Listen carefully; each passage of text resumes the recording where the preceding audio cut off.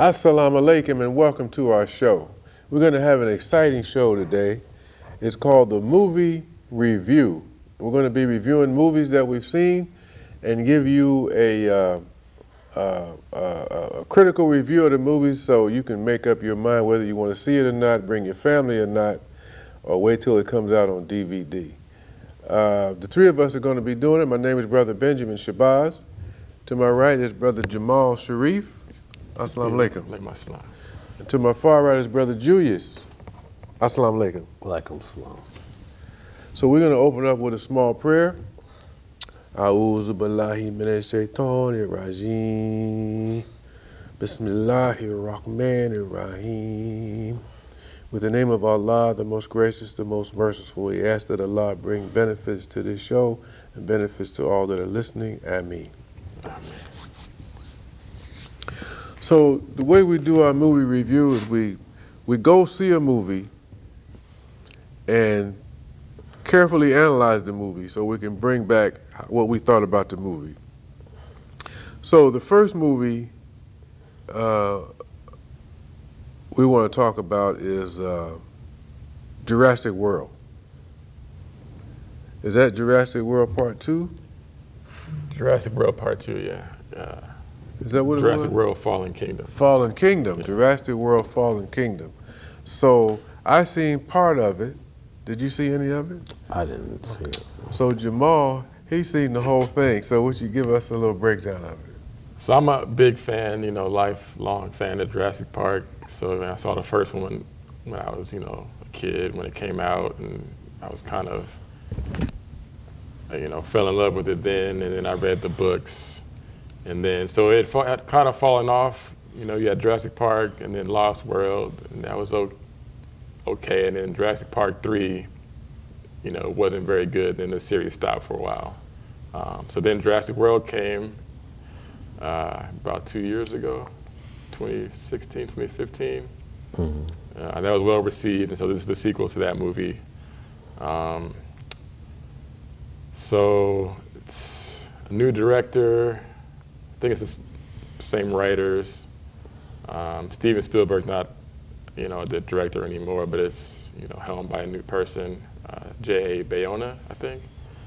And it's the story of, saving these dinosaurs, while at the same time kind of being afraid of these dinosaurs. So this movie is, the island is, it's on an active volcano, and so the movie starts with people, kind of advocates trying to save the dinosaurs and moving them to a kind of separate preserve.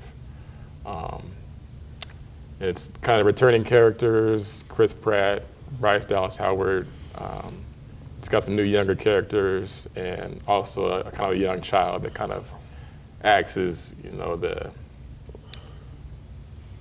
something where little kids kind of see themselves in the movie and in that situation. So things go kind of south, and the military and these corporations are trying to take the dinosaurs. So this is about kind of how, you have this power that you think you can contain and use it as a weapon, but then it can turn on you because you don't respect, that life. So that's definitely the arc of the movie. So which part did you see? I saw the part near the end where something had happened where they all were caged up and gas was coming out. Okay. Yeah. And they started moaning and groaning. Yeah. Yeah, that's the part I saw. Okay. So this one's the director kind of has a horror background, so there's a lot of scenes in this movie where there's darkness and like quick shots of lightning or, electricity that kind of light up the monster that kind of like, for a split second you see it. So there's a lot of kind of horror tones and, creeping monsters, indoors where you don't expect them to be, opening doors, so it's a little, probably not as scientific as the other ones. You got dinosaurs, behaving in ways that you don't really expect them to do. They're really, really smart, but it kind of adds to the horror of it. So it's kind of like an action and horror movie at the same time. So it's really effective in that way, I feel. So do you recommend it, or? I would definitely recommend it. I think some of the best parts of Jurassic World are in this movie. So you've got the relationship between Chris Pratt's character Owen and the raptor Blue. So they kind of develop that relationship more. You see why Blue is so special as an animal. So there's that bond between him and Owen and the raptor. Good action, good humor. It's always had, Chris Pratt is always pretty funny in his movies, and he has some pretty good lines here. And there's some pretty good situations, funny situations in the movie. So I would highly recommend it. And it sets up a third one. There's kind of two trilogies, the second trilogy, so there's going to be a third one in the Jurassic World universe, and it kind of sets there really nicely where it's really Jurassic World, like it's a whole new world where dinosaurs are kind of unaccounted for, and we have to accept that, and kind of, it's like a new age. Okay, so social redeeming qualities. So kind of like I was saying, where we need to save these animals which we are afraid of and which would normally eat us if given a chance. We kind of have to deal with that question. And so I guess you can kind of use it as a metaphor for maybe a group of people that you might be afraid of, but it's still life. You still need to give it a chance, to kind of see it from their perspective.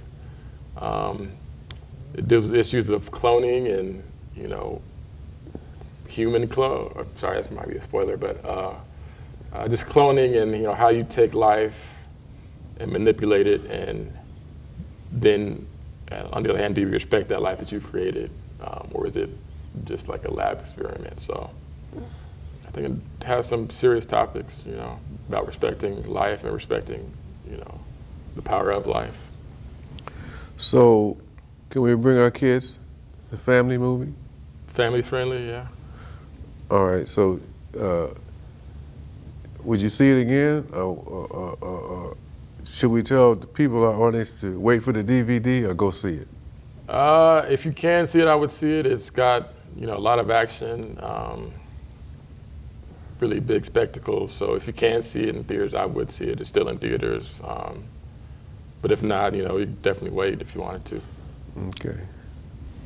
All right. Any more comments? We move on to the next one? The next one you saw was Incredibles 2, right? Right. Okay. You seen that? No. You seen it? Nope. I seen about 10 minutes. You're taking the kids to see it, right? No. No. So this? No. Okay. So I'll try to make this one a little quicker, but so it's been 14 years since the last Incredibles. So like all the kids that have seen it, or even young adults, are now much older now. So, and kind of younger kids aren't as familiar with it. So it's kind of a interesting movie in that it has to kind of appeal to pretty wide audience. So this one takes place a few days after the first Incredibles. So it's not, my issue with it was it didn't seem to be as impactful and like as have emotional kind of depth that the first one did. It's kind of just a continuation, like another day in the life of this incredible family, or the family of supers. But it focuses on Elastigirl mostly. Mr. Incredible kind of takes a back seat, and he's the one doing the home, kind of like a house husband almost. So he's, Mr. Mom.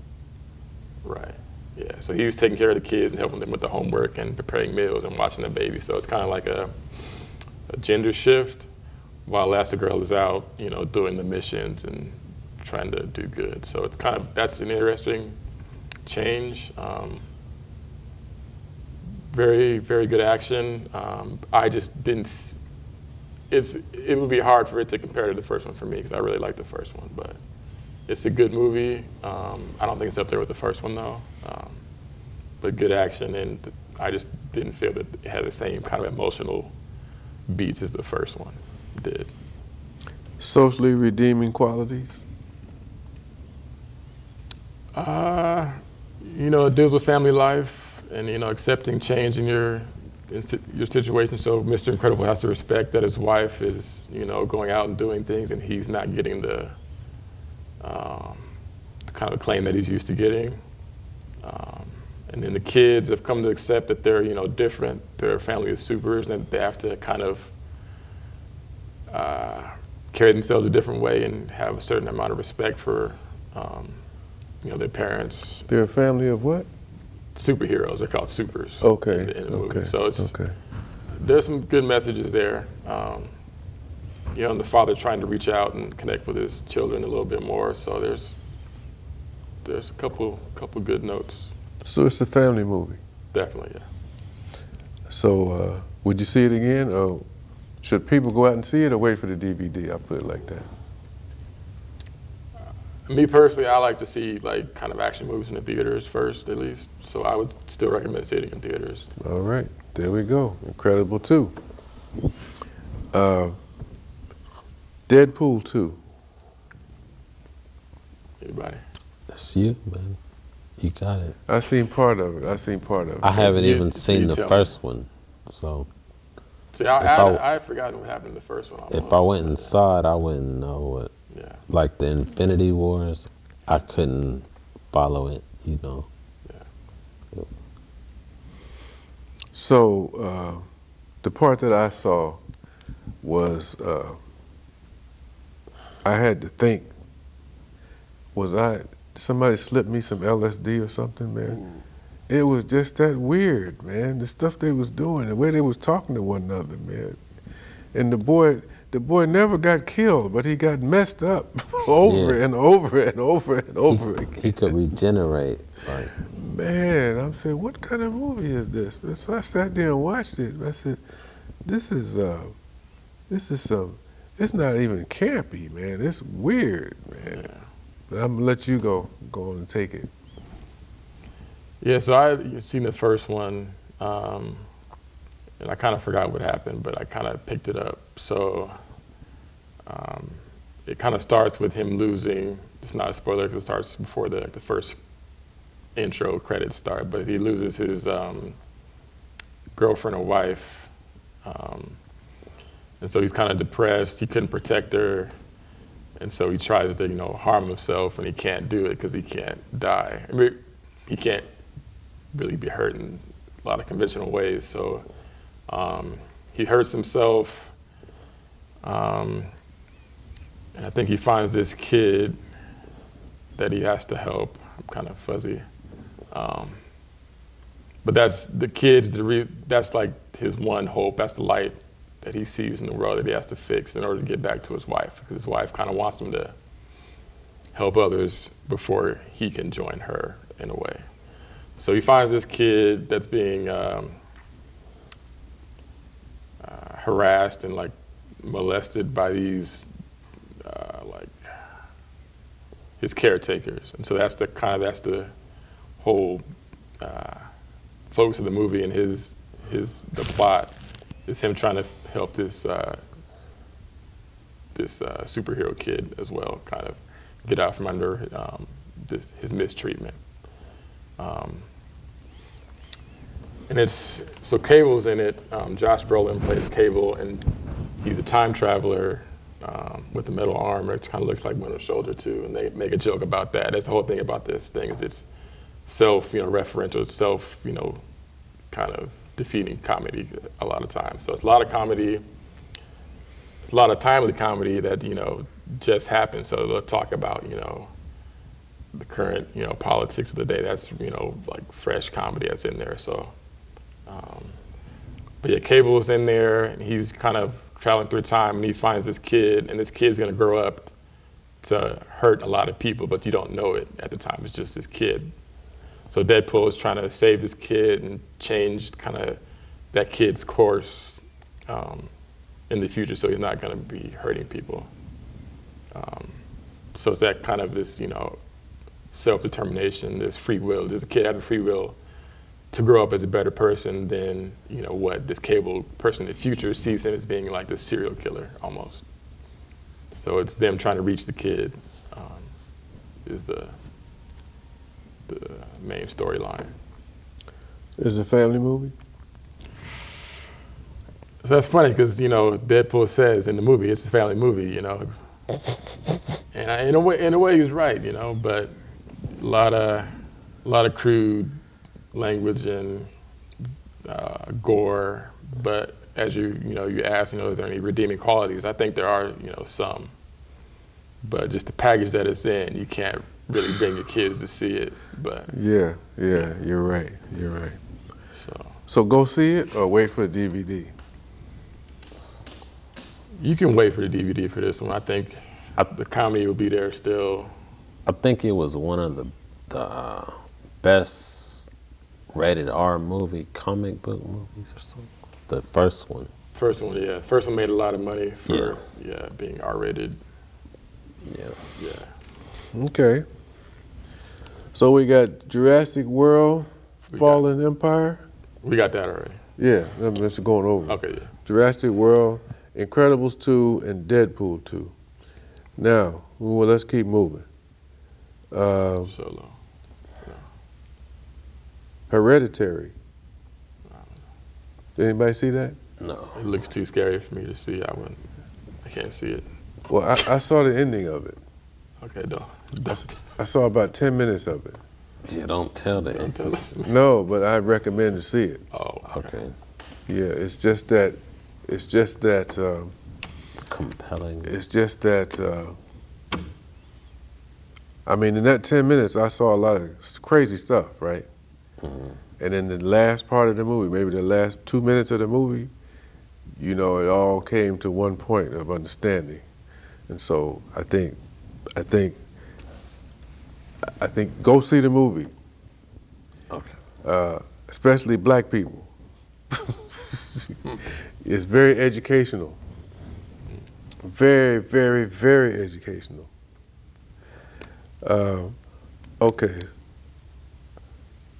Socially redeeming qualities. It's an adult movie. You don't bring your kids to see that stuff, man. They'll be having nightmares. Socially redeeming qualities. This is an adult movie, and yeah, go see it. Go see it. If you don't get a chance to see it, please get the DVD. But I recommend you go see it. And what I'm saying about especially black people, I must say, maybe I should put it like this, especially woke black people. So I'll end that right there. Okay, here we go. Ocean's 8. I didn't see it. Okay, I didn't see the whole thing. Right. So I keep saying that, what I do, I go to a movie, and when the movie ends, I go into another movie that's still playing. So that's how I see the ending of some of these movies. So I seen some of Ocean 8 2 times. And it's just one of those typical robbery movies, where they rob a casino or they rob all this jewelry, like big time robbery movies, you know what I'm saying? So it's a group of women who get together, and you got the black woman, you got the Asian woman, you got the Caucasian women, and they're all getting together. And it's like, we women, we doing this thing, we women. It's kind of like that woman's pack type of thing. And they designed to rob this big jewelry show. I'm talking about jewelry from all over the world, from royal families and things, So we're not just talking about no couple $100,000. We're talking about billions of dollars worth of jewelry. And they devised a plan to put this robbery on. So if you're into that kind of stuff, you should go see it. But I've seen so many of that stuff. Ocean's 11, Ocean's this, Ocean's that, you know what I'm saying? They all got the same theme.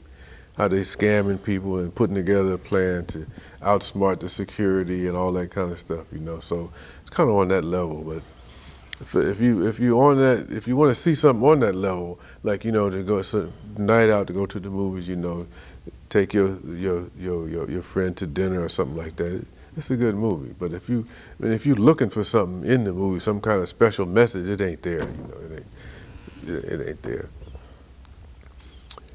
So social redeeming qualities, it had none. Because I mean, really, you're teaching people how to steal better, more. How to evade security and all that kind of stuff. So and definitely don't bring your kids. But like I said, if you adults want to watch it and get some entertainment for the night, it's okay.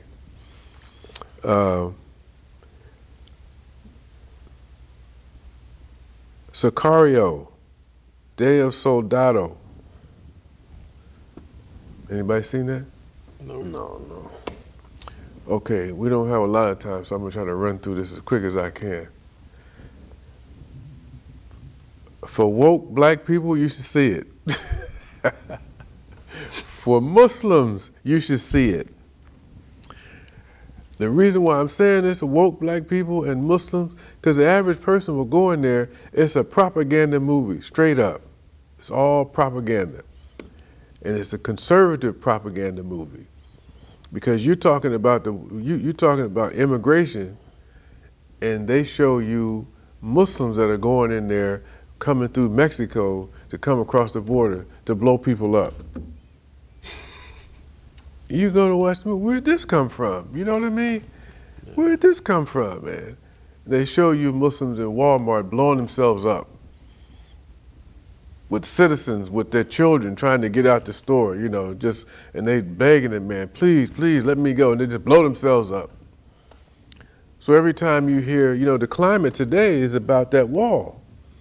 You understand? So every time you hear somebody start talking about, yeah, they coming across the border, MSB 13 and all that, you know, and they're bringing drugs and they're raping people and they're murderers, you know.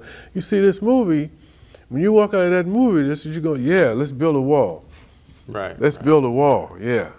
So it's that kind of movie. It's a purely propaganda, though. So those people who are concerned about those things should see the movie so you can understand what type of propaganda is being put out there. Because see, from the trailers, it looks like they're trying to start a war on the cartels, but also the terrorists at the same time, so they can expand, you know, their ability to use force or something. So I was thinking, like, are those plans? Are they really?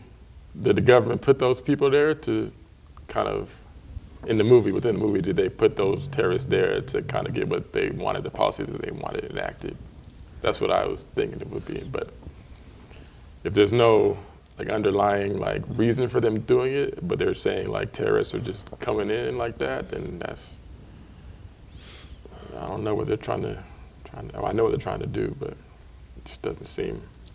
Well, the thing about the cartels, they tried to create a war between the cartels. Yeah. Yeah. They did that. They did that because they kidnapped one of the top men's daughters from school. Right. But that was a setup, so that it would look like the other cartel kidnapped her, you know. Yeah. But the rest of it, the outline part, was I don't know how you can put it. It's like you go to the store to buy something to eat, and you buy a burger, and you ask for cheese, and they give you cheese, and then they give you a whole lot of stuff you didn't ask for, you know. But it might be good, you know, but hey, I didn't order this, you know. Go ahead and eat it, man. Go ahead, you know. It's on the house. Eat it. You know, bacon and lettuce and avocado and super salad and all that stuff, you know. Yeah, when you get in there, man, it's a big awakening. It's a big awakening, and I'm glad I went to see it, because it just shows you how these people out here, they're playing chess and not checkers. You see, they're using the media to actually mold the minds of the people, so that when the dude gets on TV and just opened his mouth, your mind's already geared to, yeah, you're right, yeah, you're right, you're already in a frenzy already. So yeah, see Sicario. All you, and those who think you woke and know what's happening and want to be a part of what's going on, changing what's happening, this is a movie to see. This is a movie to see. Okay, we'll say we got 3 more. Solo.